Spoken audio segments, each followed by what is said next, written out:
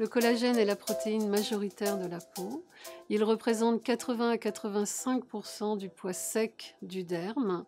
On connaît aujourd'hui 29 collagènes différents, dont 12 au moins sont exprimés dans la peau. On le retrouve au niveau de l'épiderme, du derme, de la jonction dermo-épidermique et de l'hypoderme. Alors les collagènes principaux quantitativement du derme sont les collagènes 1 et 3.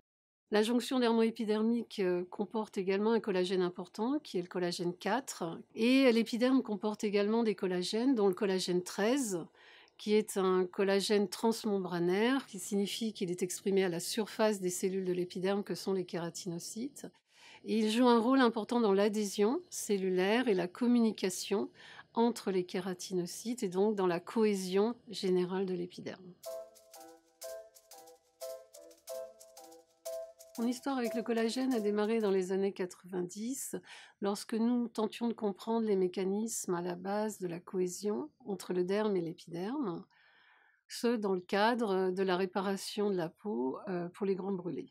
Les recherches que j'ai entreprises ont permis de mieux comprendre comment la jonction dermo-épidermique relie les deux compartiments et permet le dialogue constant.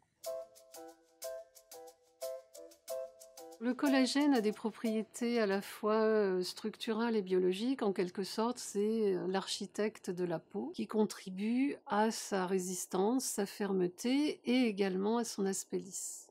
Alors au cours du vieillissement, les propriétés du collagène sont perdues à raison de 1% par an et peuvent aller jusqu'à 30% après la ménopause chez la femme.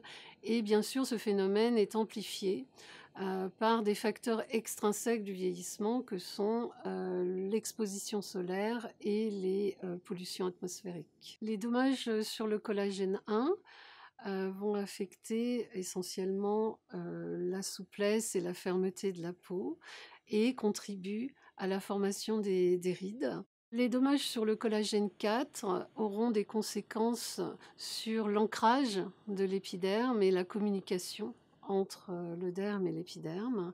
Et on peut imaginer aisément que des dommages sur le collagène 13 pourront avoir des effets sur la cohésion de l'épiderme et donc d'affecter ainsi la jeunesse de la peau.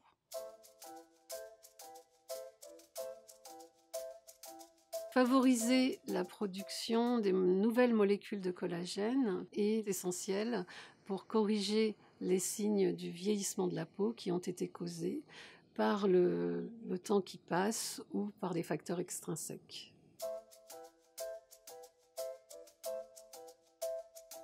Le rôle dans le processus de réparation et régénération de la peau est au cœur des préoccupations des chercheurs qui tentent de développer des pansements de nouvelle génération, comme par exemple à base de collagène bioimprimé.